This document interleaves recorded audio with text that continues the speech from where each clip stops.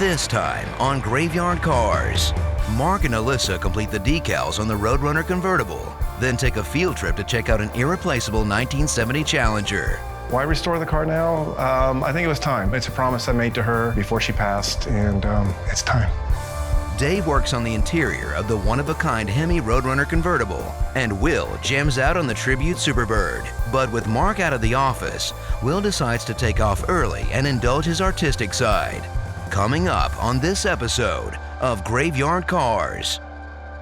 They're coming to get you, Barbara. It has been established that the unburied dead are coming back to life. I'm Mark Worman, and together we bring dead muscle cars back to life, to exactly the way they were on the day they were born.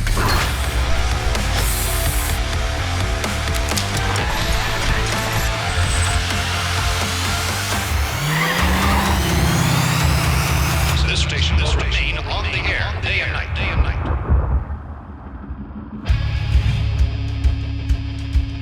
So today we're getting ready to put some decals on our 69 Roadrunner convertible, 426 Hemi automatic, Q5 Seafoam, only one in the world like it. Last season, Allysa helped me with doing some assembly line markings and the finer points of detail, installing labels, installing exterior graphics. That's also the finer points of detail. So I wanted to have her help me and start developing that skill set for her. All of your Roadrunners on the cold air induction are gonna have the Coyote Duster decal in 69. This particular one here is for our 70 Coronet, which is a Dodge, and it actually calls out the Hemi. But on the Roadrunner, even with a Hemi in it, cold air induction, N96, you'd have got that. Okay. These are your running birds, these are your standing birds. One of these standing birds goes on the dash. We don't have the dash back from Instrument Specialties yet, and when it does come back, it'll probably be on it. These are the running birds. These are the ones that lead into and go away from the Roadrunner nameplate that you see on the door right here. So I always call Tony D'Agostino back at Tony's Parts because he has Survivor cars. He also has OE Gold Class winning restored cars. He's got a 6-barrel car that's the highest quality restoration in the country. I had him take up-close photographs so I know what the exact length and distance and height is relative to the actual car itself. When I looked at Tony's pictures, they were exactly 13/16 of an inch off of the R. Right at the end of my tape measure, put a piece of tape vertically. All right, now we have to transpose this because the bird's gonna go right there. So you'll take another piece of tape. You need that 13/16 mark, Right, but you yeah. can't put the bird over that, right? So you wanna take this and put it right up against it, and then take that down. So now you know the back of your decal goes right there, and that's 13/16 of an inch. You Okay. can double check it. Perfect. Then, when I was looking at his photos, the datum plane is exactly in line with this right here. So the bottom of the running bird, the dust trail right here, the bottom of his little dust trail, even though this one dips down a little bit further than that, is parallel with the bottom of that emblem. So rather than guessing, we're gonna put a piece of tape on there. Set it underneath the back of the R, right at the back of the word. Right there, go ahead and nail that down. That looks good right there. See that? Yeah, Nice that and looks plain. good. Tack cloth just gets any dust that's underneath there off of it. Application gel.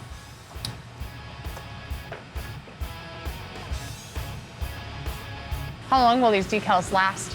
Well, in some cases they last as long as the cars last. Especially today's vinyl, it's so much better than yesterday's vinyl. But yeah, there's cars out in the graveyard that still have their original decals on them. Okay, I'd have to say that's pretty darn good. This might be a stupid question, but it's weird to me that you wouldn't put the decals on and then do the clear coat over the decals to help protect them. Well, the factory didn't do that, so we can't really do that. Okay, so squeegee, starting from the middle out, but the clear coat would protect it, I agree. And that's, see, it's right on that tape line, that's right up against that line, that's where you want it. Right now, I think that's plenty. So I'm gonna pull it, fold it down. Ooh, that's cool? vibrant. That is beautiful. And that's on there. You can't really move it around anymore at all? No, it's done now. Okay. If you put it on wrong, you're peeling it back off and ordering another one. That's really pretty. Looks good though, doesn't Yeah. it? Okay, so that one's good. Let's go put the other side on, then we'll put the deck lid on, and then we'll put all the information labels on.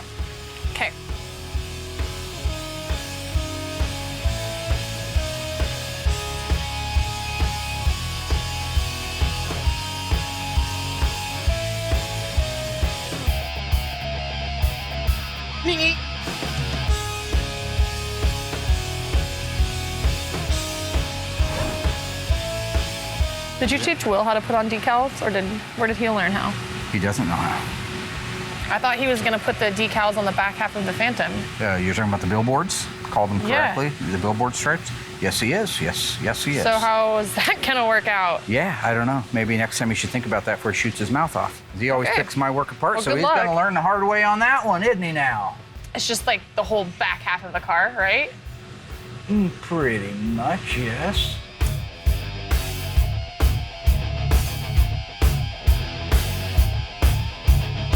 I am thinking I'm gonna want to use gel on this. I don't want wrinkles in it. I don't want problems. I'm a businessman.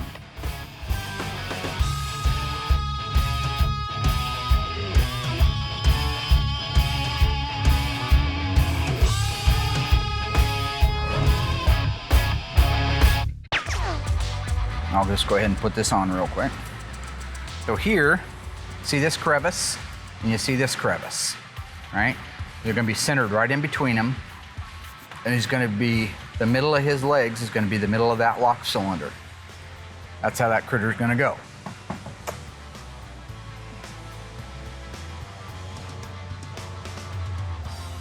I get a little obsessive right here. I'm sorry for that.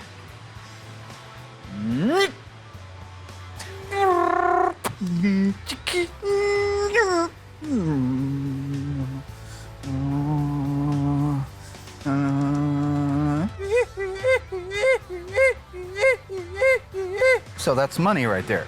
Oh, when is that that what laser that goes means? off, that means money. Yeah. Okay. Hello, little roadrunner. Hello. It makes me want to be a better roadrunner. You know what I'm saying? Okay.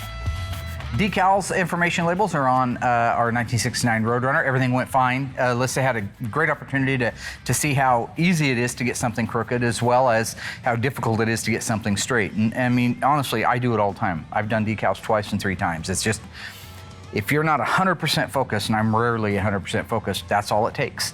Is somebody come by, hey Mark, yeah, 1 second, I just want to finish this. You'll screw it up, because you gotta be there. Yeah, it was about time we finished off the air grabber and put the decal on. Decals aren't too hard. It just takes a lot of time and patience, and not rushing through them is what I learned today.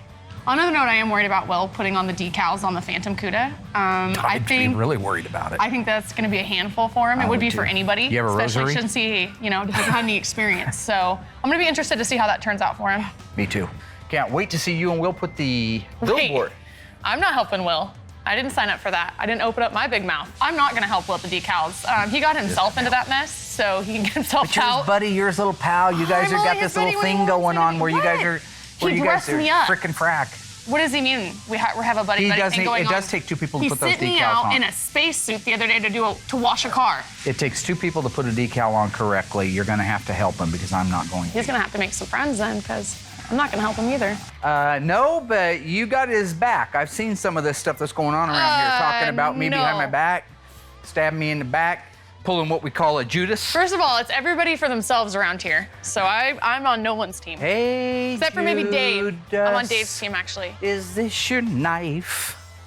I on. think you left it last time you stabbed me.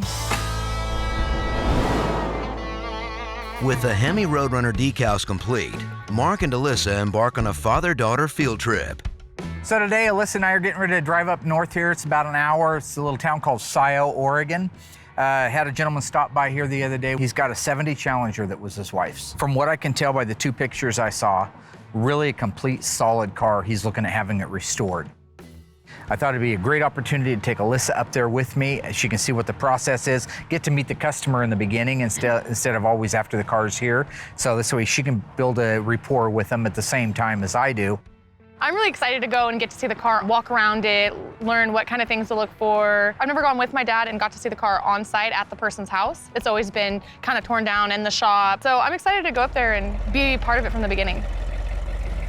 There he is. Hey, how are you? Well, you said you lived out in the country. I had no idea you meant like another planet country. Just a little bit. Good Lord. How are you? Nice to see you. Good to see you again, Mark. Yeah. My name's Patrice, and I've got a 70 Challenger RT with a 383 Magnum. It was my wife's car that she's had for a long time, and she passed away about 4 years ago. And my last promise to her was to get the car restored and back on the road. Got your little bright roadside marker for me. Yes. I saw it from the road down there. Yeah, hard to miss, huh? My daughter Hi. Allysa. Hi, very nice to meet you. Nice to meet you too. She's, this has kind of been a ride-along for her, kind of like cops do, you know, you get the ride-along. Can't always do it if Yeah. it's in another part of the country, but this is a beautiful drive out here. Oh, I know, it's lovely here. So this was a stagecoach stop. It was the last stop between Eugene and Salem as people were going to Eugene. So actually where you're parked right now is the old stage road, the old county road. Oh, it is? Yes. Right? Literally? Right, literally right there. So how, did it make that curve It and made all that curve, went down to the road, and then made a curve again. And this was it? This was it. What was your wife's name? Jeannie, Jeannie, okay. like I dream of. I gotcha. Hey, good ride. Yeah. This car meant a lot. She was a Mopar girl. She got the first 70 Challenger 344 barrel in high school. Moved nicely. She really liked it, put a big smile on her face. She ended up totaling it, unfortunately, and then got this one as her second car. It was her daily driver for a couple years. So you ready to look at the car? I'm ready to look at the All car. right, let's do it. open. You got it in this one? I got it in this one right here All in front of you. So it's a 70 Yep. RT with a 383 Magnum. Oh, I love the direct connection plate. Look at that. Oh, What does that mean, Dad? back in the day, Chrysler's performance line was called direct connection. Today it's called Mopar Performance. That was what everybody who was anybody had. If you had that plate on your car, you were cool. So Jeannie was cool. She kept the original screws, by the way, that held it in place, which make her even cooler. She came down with cancer late '99, and it progressed. She had a 13-year fight with breast cancer. This is the hood off her original Challenger. Her first car was a 7D with a 344 barrel. And she totaled that one, unfortunately, but we were able to salvage a lot of the parts, the hood being part of it. First thing we did was take off as many parts as we could: dash, seats, panels, trim. Why is the hood on the car, though? Because somebody stole the blue hood. Well, of course they did. Why wouldn't they? Yeah, That's why right. wouldn't they? Yeah. So she figured, 70 on a 70, it should fit. While Mark and Allysa check out the Challenger, George and Will are hard at work on the Superbird tribute car. Okay, so right now I'm working on our 1970 Roadrunner, which we are turning into a Superbird. I have the rear quarters in the booth right now with the rear package tray and deck filler. So before he puts those on, it's nice to go on those quarter panels and do all the texture coating because you can actually reach it all before it's put on the car. And once that car is all put together, you really can't get in there and paint that easy. So I paint the whole thing and jam the whole thing apart. So that way when he welds it on, I just have to go through and do some touch-ups where he welded. Factory rolled it on. We don't do that, we spray it on. And the only way to get to the edge is to do it with the quarter panel off. So I came up with the idea, hey, let's get all the jam work done, the sound deadener done before we put the quarter panel on, and it just makes a more detailed job than before. Even though it's not a factory procedure, Mark approved the new approach to jamming the panels. And despite Will's earlier claims, Mark also claims credit for the idea. This is the first time I've ever sprayed this color. I did the spray out, it covers pretty good, so I'm anxious to see how it comes out. I just got the base coat on, all the parts that need to be cut in. It covers quick, so that's always nice. The green looks good, and it's ready for clear coat now. We actually are going to be restoring another Superbird that's the same color. It's a true car. So we're going to have two of these cars before too long that are a mirror image of each other. It gets old having to do the same color in a row, so hopefully there's a little bit more of a gap there. But it will be kind of cool to have two identical cars here at the same exact time. We just got it completely clear coated. So I'm running the bake cycle on it right now. So in 30 minutes, I can kick it over to George. Everything looks great, and he can start assembling them. This means George doesn't have to stand around anymore staring at me through the paint booth.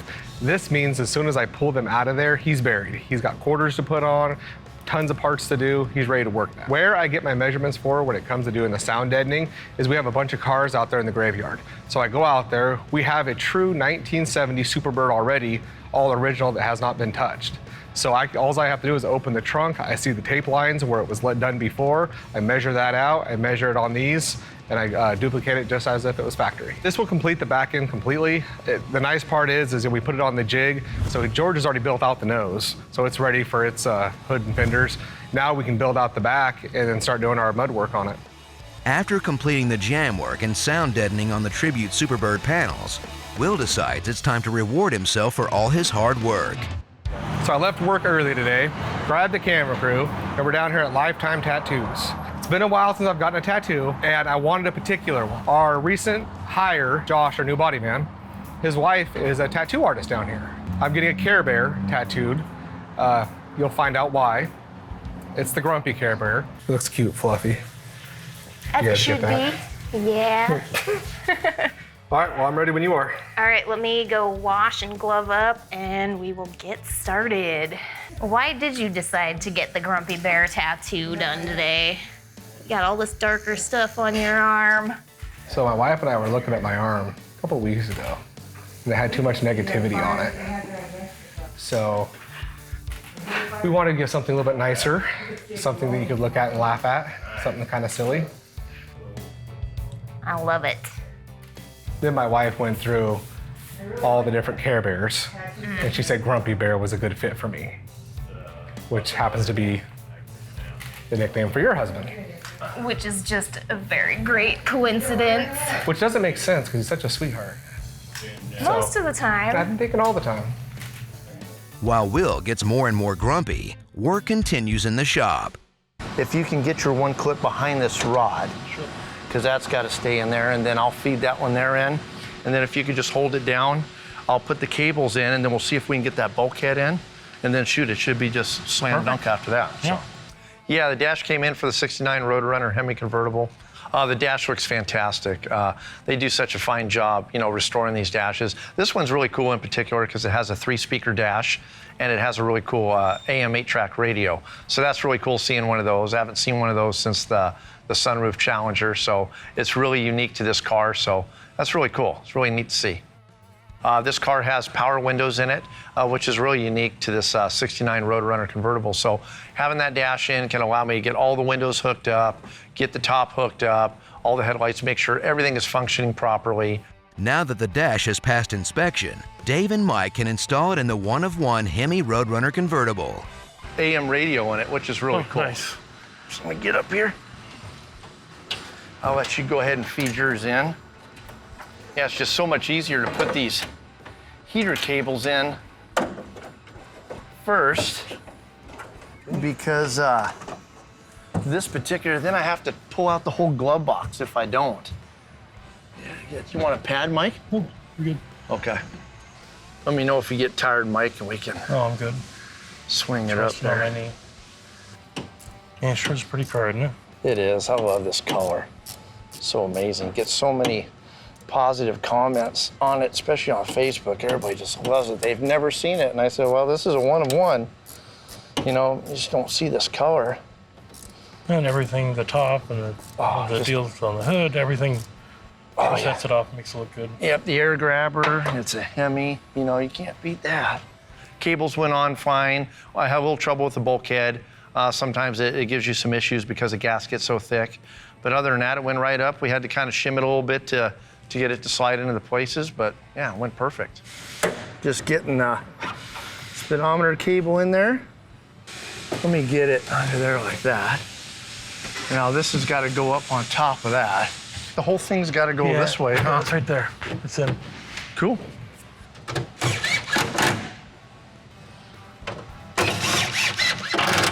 Nice. I'll let you tighten it with a ratchet. Look at that. The dash went fantastic. Can't ask for anything better. That's 2 in a row that we really slam dunked, so that's always a plus. Very nice. Thanks, Mike. Appreciate it, buddy. Yeah, I'm gonna send you a picture of it in the car. Oh, yeah. Yeah, you got to shoot that. That's awesome.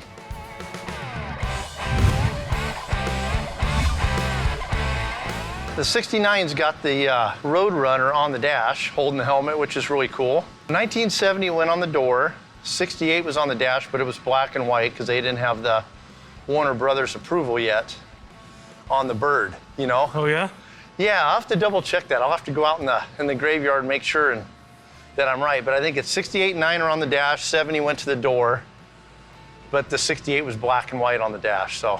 That's funny, huh? I'll have to double check that. That's what's nice about having our graveyard out there. Hey, do you want to take a walk out there and take a look at that and see? Yeah. So, I mean, really, being this was her baby, right? I was not allowed to touch it. So she worked on it. That's great. I was not allowed to touch anything. If there was a stuck bolt or nut, I could break it loose, and then I was told to get out of there. You were there for the muscle. I was there for the muscle, and that was it. That was it. I think that's terrific. Basically parked because there was a sound in the engine she didn't like, and we wanted to take a look at it closer, and it was a project she and I were going to work on together, but that didn't happen.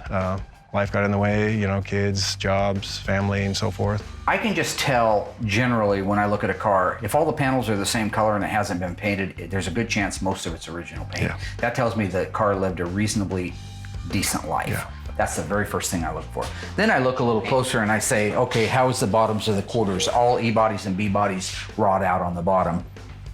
I'm looking at these right here and they're actually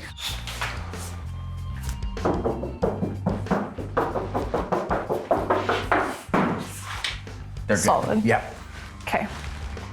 This is a great opportunity for Allysa to come up and kind of see what some of the steps are when it comes to acquiring a new vehicle for the shop to restore. Allysa, come around here and you'll notice that it's got the N42 chrome dual exhaust tips. But this one's off right now, so probably at some time it could have easily just fallen off, rattled off or something. But these are factory exhaust tips. N42 is the code on the fender tag. N41 meant it had dual exhaust. And what's unusual, this is a California car, and a lot of California cars would delete this option. They didn't want it because it didn't meet the sound barrier for that area, and so they just put turn downs on it. This car actually made it through and was sold in California with the exhaust tips, which is really cool. Why restore the car now? I think it was time. It's a promise I made to her before she passed, and it's time. Now this one has the V, I think 5X, because they're black, but these are actually factory installed body side bumper guards, if you can imagine that. You could have, with the RT, gotten striped elite, which I think would have been a V88 code. That would have given you no stripe at all, but it would have gave you the badges here, so that's probably what we've got. Or you could have had the V6 longitudinal stripe, or the transverse bumblebee stripe on it. But this one was striped elite, but they went with the body bumpers. The rally dash, by the way, this rally dash that you see right here, this is standard on all RTs. Interesting side note for you here.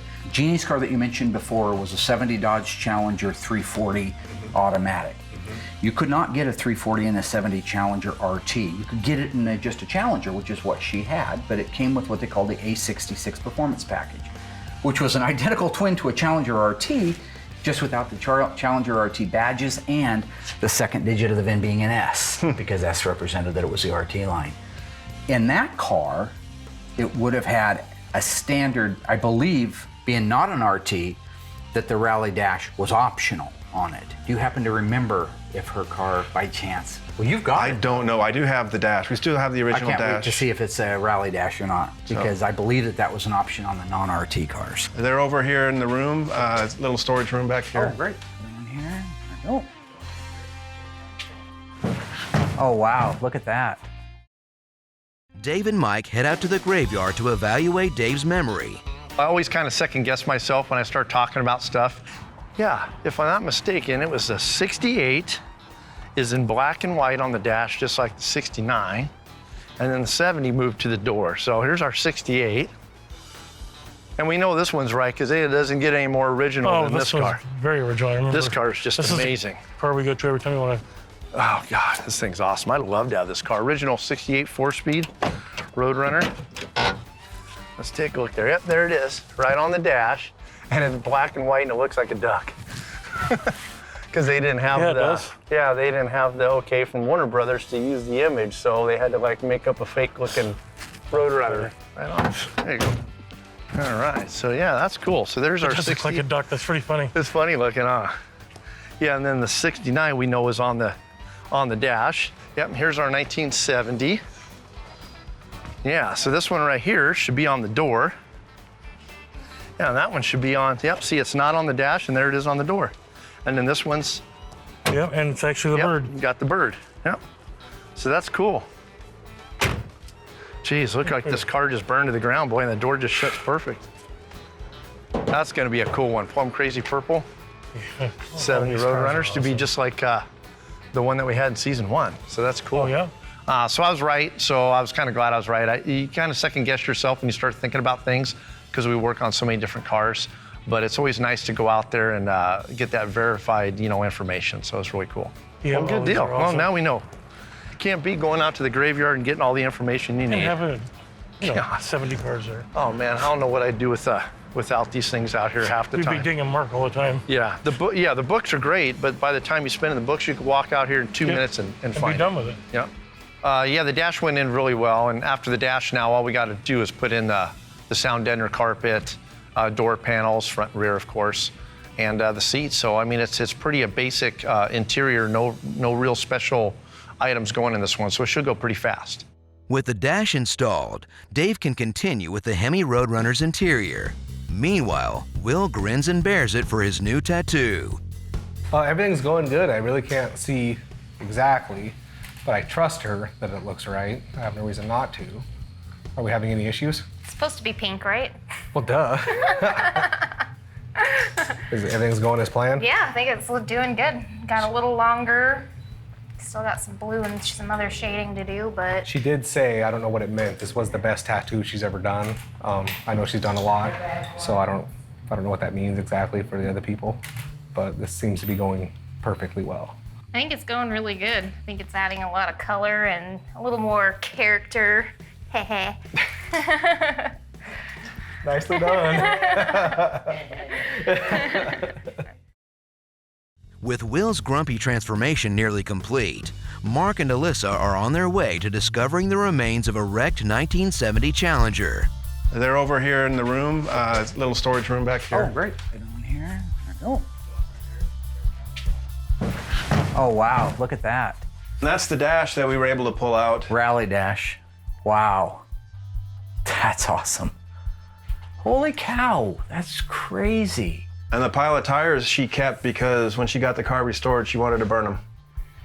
When the engine was in good shape, she wanted to... Oh, as in smoke them off the car. Smoke them off the car. Holy Oh my goodness. Instead of doing the new tires. I think Mark and Allysa found Jeannie to be a special person that she was. I think they started getting a sense of who she was and what she liked, and really her fondness for the cars and the joy that brought her. This is a remarkable example of a relatively untouched car. By now, a lot of times I open the door on a garage, somebody say, hey, everything's there, but really there's nothing but an old wheel, a set of keys, and can you build that? No, I can't build that from that. But this car's complete. It's even got the hood that was one time missing on it. He's got extra parts if we need them. So it's a not rusty car, it's a solid, good, solid, complete car. I think that the restoration will go relatively smooth compared to many of them that need a lot of sheet metal. Speaking of that, do you have any original paperwork? I have the original California title that she had when she bought it. Beautiful. Little critter like that. Pink one, yeah. Pink, yeah, the pink slip. The pink slip. It'll be a little weird seeing it go. I've seen it in this garage now for, 27 years. It's gonna be hard to see it go. It's gonna be a different look, but it'll also be a different car when it comes back. You can just see the outpouring of love that he had for his wife, and that's really touching. It's I mean, awesome. it's just, yeah. It's truly I'm leaving here with a really heavy heart, and it's just really, really cool. Wow, what a real bit of a time capsule. A lot of this paint, by the way, is original. I can just tell by the sheen that's on it. Originally, it was a PPG, but back then it went by Ditzler, and it was a single stage enamel. I recognize the sheen, the depth, the hue. I know that color. Things can become mundane in anybody's business. Cleaning apart, replating apart, building a Hemi out becomes, after a while, if you built enough of them, it does just become second nature to you. And I think that we can kind of lose sight of certain things. This is a great refresher for me to see just a really nice guy who lost his wife, they were married forever, and he made a promise, and he's keeping the promise. Was it in the parking lot when the hood got stolen off? It was in front of her house. Oh my gosh. In her driveway. So she just came out one morning and the hood? The hood was gone. That's crazy. Very nice original 70 hood. Yeah, that's absolutely 70. How I can tell it's a 70, there's no part number that tells you that, but in 1970, there wasn't a crush zone in these hoods. They didn't crumple like the Federal Department of Transportation decided they wanted them to crumple in 71. So there's no indication of the bars that came in later. Little reliefs in this and this that allowed the hood in 71 to crush easier. This one doesn't have it, means it's a true real life 70 model. But I use my common sense that number one, it's got orange paint on the block. All HP engines in 1970 and 71 were painted orange, actually in 69. So that means it's an HP engine, and this car's an N-code 335 horsepower HP 383. So that's evidence of it. The PCV valve, this is the original tri-rib PCV valve that probably started life, and it's unique to 70 on up, was right there. This probably was unplugged from the original valve cover and put in to this new direct connection valve cover. Okay. So if I was a gambler looking at the rest of the condition of the car, the clips, the things that look like they've never been off, that when they do come off of a car, the average butcher just whacks them. Yeah. I'd say that's probably the original. You know, I'm honored to be a part of this process. I'm honored to be a part of what's going to be a tradition in his family for many, many years to come. And, you know, there's no real clever button to put on any of that. It just is what it is. This is real life. These cars that we take for granted oftentimes become the fabric of our lives. It sounds weird or hokey, but it's true. This vapor return line was an early emission that was standard in 71, but in 1970 it came with an N95 code, which I actually called nitrous oxide. Which I have no idea how they got nitrous oxide out of that. So what does that lead to? Is that that goes back to the fuel tank? Yep, back. Eventually, it goes through another canister, but then it dumps itself into the fuel tank. Okay. And it was taking the vapors that came off of the fuel that went into the engine and kind of recycling them back in there. Okay. Again, seeing that on a California car, and then seeing the exhaust tips on it, that's a cool combination because you usually almost don't see those two together. Okay. This is very environmental friendly. The exhaust tips weren't environmental friendly. Carburetor looks to be like the original one. Let me just check the number on it. 4734S sounds like the original number, but with a CS, that's January, February, March of 75. So it could be an over-the-counter replacement carburetor with the correct part number on it. I would have to investigate that. But I see the original Highland bolt that holds it in place. What I like is I'm looking under here and I'm seeing all original paint. I'm not seeing aprons that have been wadded up and hit and bashed and straightened back out or patches that have been put in it. It's a very clean, original example of what one of these cars should look like when you pop the hood and it's never been changed. In fact, there are a lot of things on this that I would probably will document very carefully because they allow me on the cars that have been had all that happen to them to put them back the way they're supposed to be.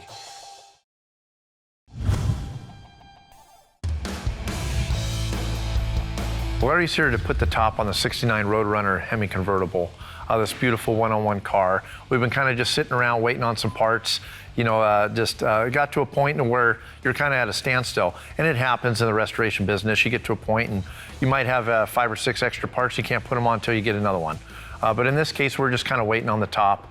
Once Larry gets the top on this one, we can just put all the interior in. Yeah, you usually don't, foresee any problems installing the top, but there's always that chance. You know, convertible tops, every car is different.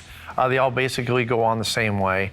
But if you have a problem with some of the screws stripping out, it's a kind of a unique system. That whole top tucks behind, 3 separate pieces that like screw to the back of the car. I played with the top, got it working, got all the hydraulics and everything works good. So hopefully Larry, all his parts will work out, all his parts will fit right, all the screws will go good, and he'll get it put in. With the Hemi Roadrunner's convertible top installed, Dave can begin work on the sound deadening material. Getting ready to put our sound deadener in our 69 Roadrunner convertible Hemi car.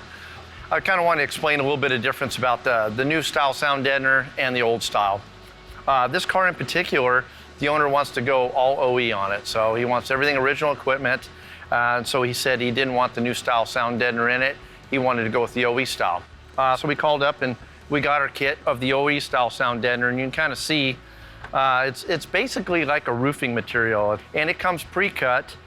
This one here in particular is the new style. You can get this pre-cut to fit this vehicle. It's going to cost you substantially, a little bit more money. This just kind of shows the difference. I mean, whenever you lay them down, they're pretty close to the same thickness. The other nice thing about it is this one here, you have to glue down the OE style, and a lot of times you got to kind of use a heat gun to kind of get it to form. This one right here, you can see you just peel the back of this off and it just sticks. It's already tacky. So you peel that off and just stick it right down and it's done.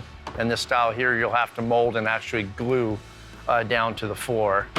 Kind of looks at who would want to put the new stuff in their car. Probably a guy with like a resto mod, with a kind of a tricked out car that's not an actual numbers matching, high-end car. Would want to go with this, have a nice stereo, have a nice ride, nice quiet ride. Somebody that has a high-end car, a numbers matching car like this here, this is going to be the one he's going to want to go with, because it doesn't hurt the value of the car at all. I got my original style OE sound deadener here. Of course, this is just going to go on the floor. All the stuff on the doors will be plastic sheeting. That we'll have to do later. But I got it all ready to go here. I'm just going to lay it out. It's a nice warm day, so it'll lay out nice and flat, figure out where it all goes, and start laying it in. Although modern sound insulation is more effective, collectors of original equipment vehicles will put up with the noise and inconvenience just to ensure their cars are exactly the way they were when they rolled off the assembly line. It's working good with the heat gun. I use the heat to kind of form it into place, and then it helps me to get the glue to set. So I'll spray the glue, run the heat gun over it, get it to form right in there, and then kind of release it, make sure it doesn't back off. But it seems to be working really well. Yeah, the OE style sound deadener only goes on the floor, so it's really quick and easy to put in. So that's all laid down. I just got to put the carpet in now.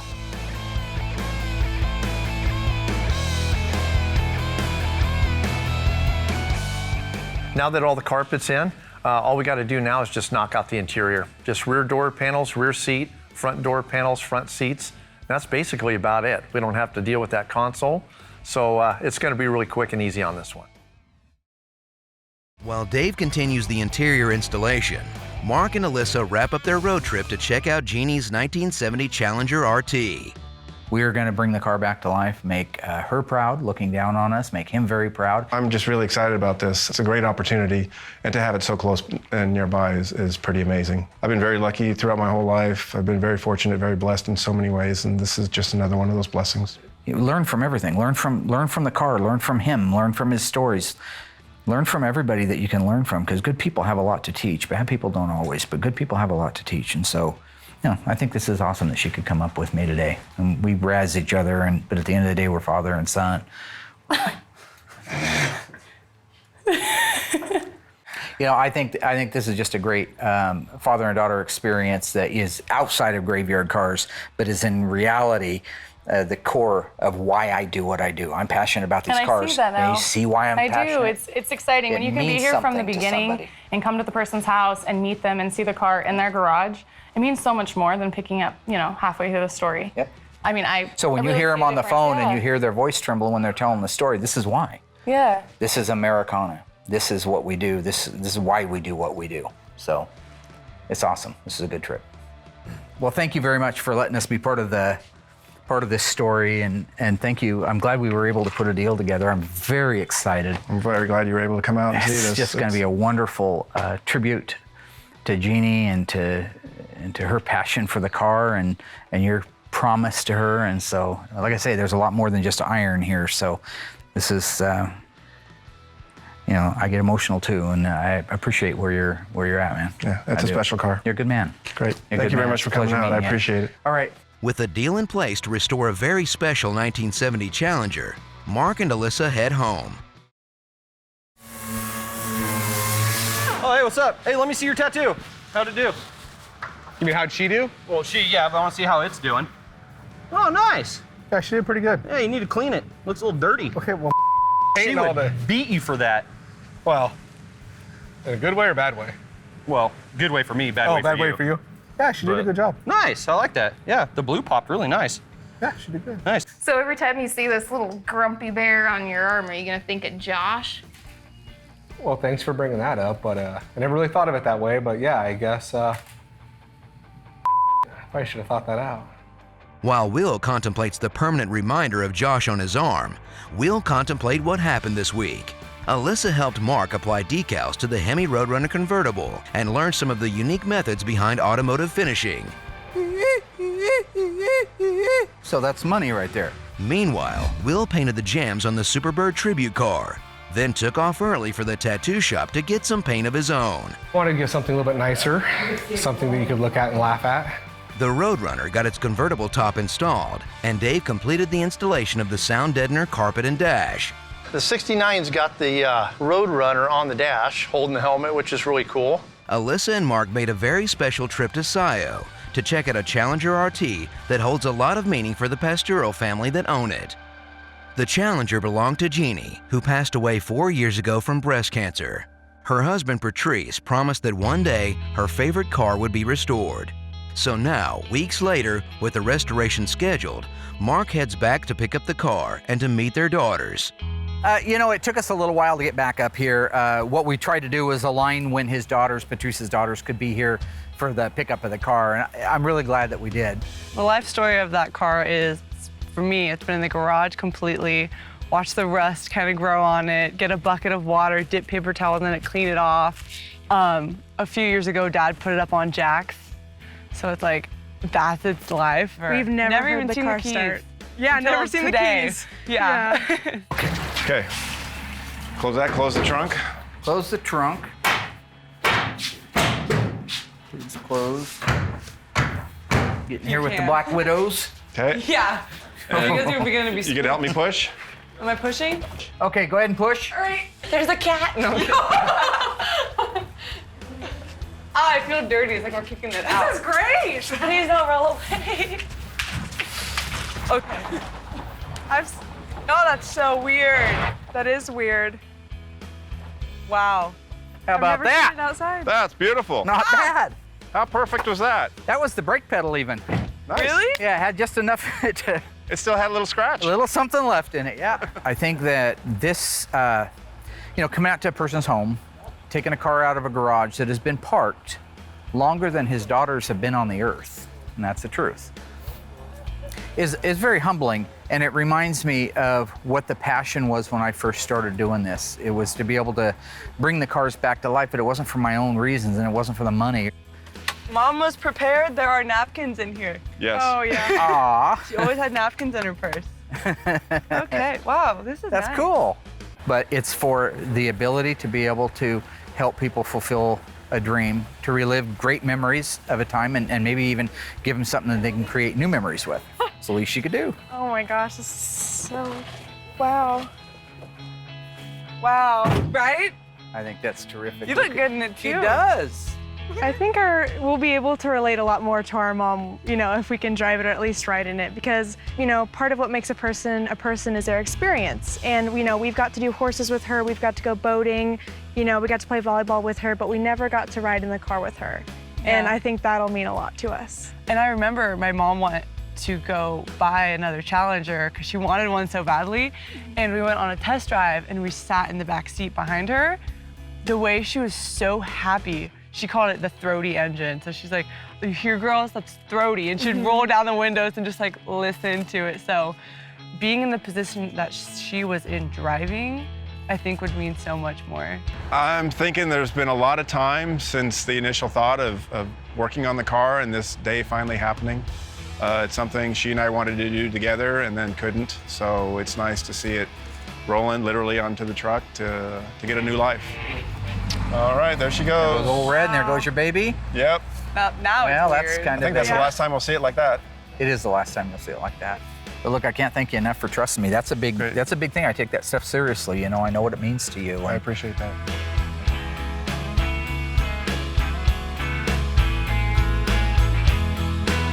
It's going purple. That was Jeannie's wish. She didn't like the blue. She wanted purple with black interior. And I think we'll put the hood pins on since those came off her 340, that first car that she had. So I think that'll make a nice package. It'll look really nice. And I think that's what she wanted. And it's really about her. It's her car.